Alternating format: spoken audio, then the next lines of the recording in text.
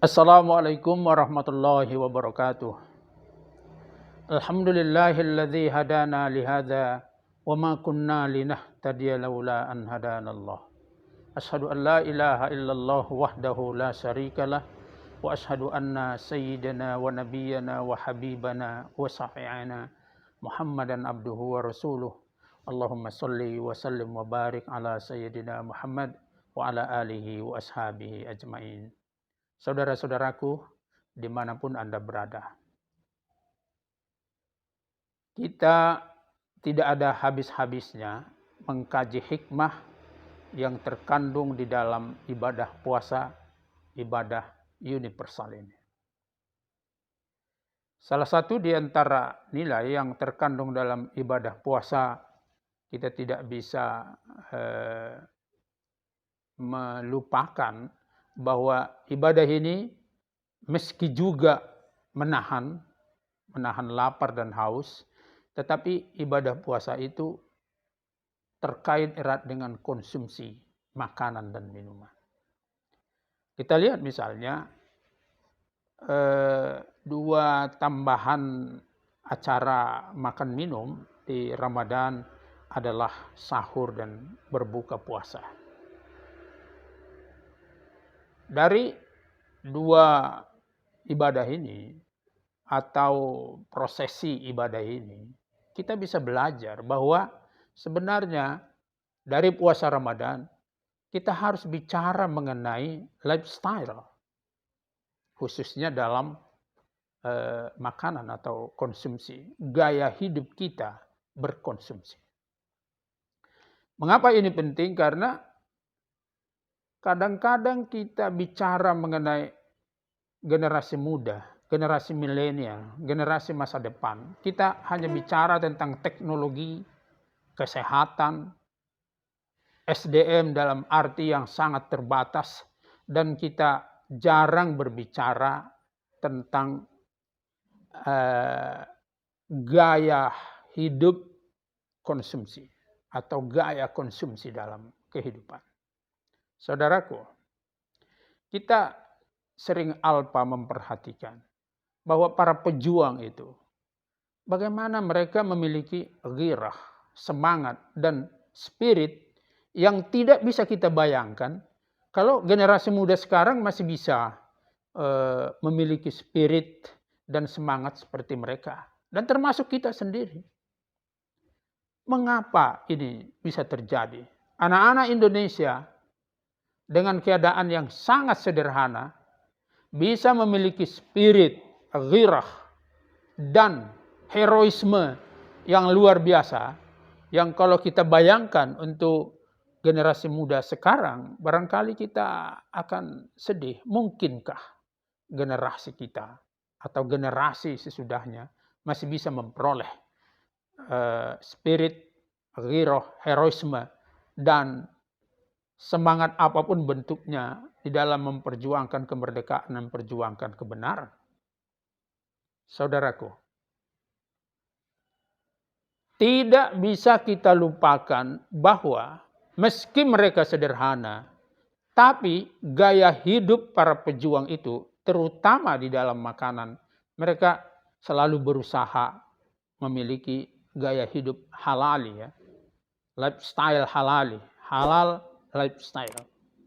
Jadi gaya hidup halal. Kalau saya mengajukan persoalan halal, tidak terbatas pada halal dalam agama tertentu, tapi halal dalam kemanusiaan.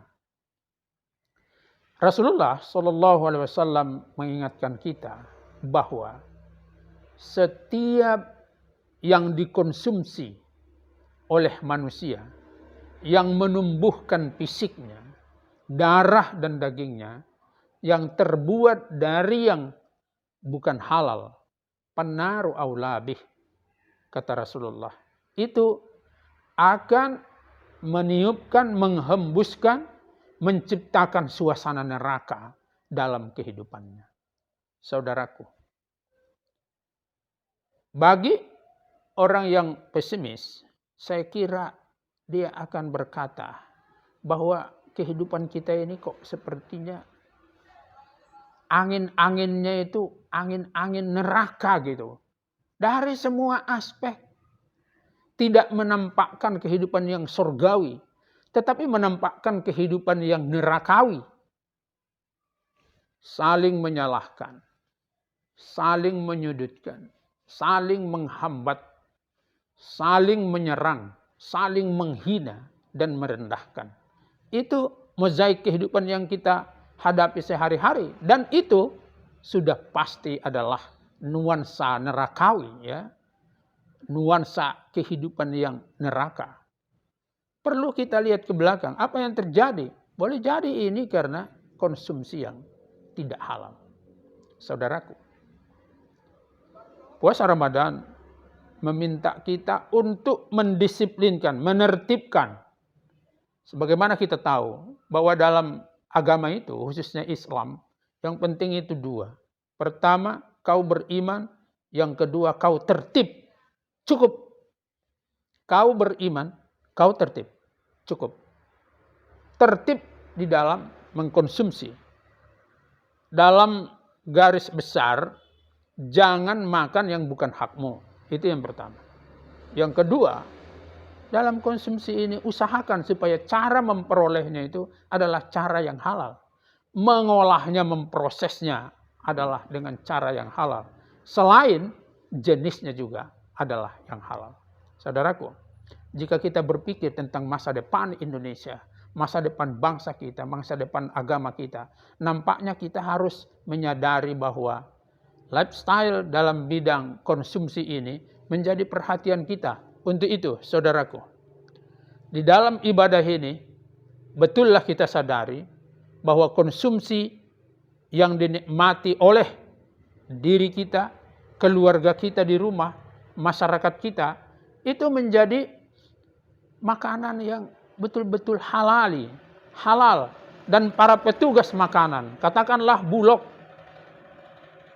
perindak, pertanian, perdagangan, mohon dengan hormat, kiranya lifestyle ini menjadi pertimbangan agar semua yang dikonsumsi bangsa Indonesia itu adalah hasil dari rumusan dan rekayasa kita bahwa bangsa ini di masa yang akan datang akan menjadi bangsa yang lebih baik dan yang lebih maju.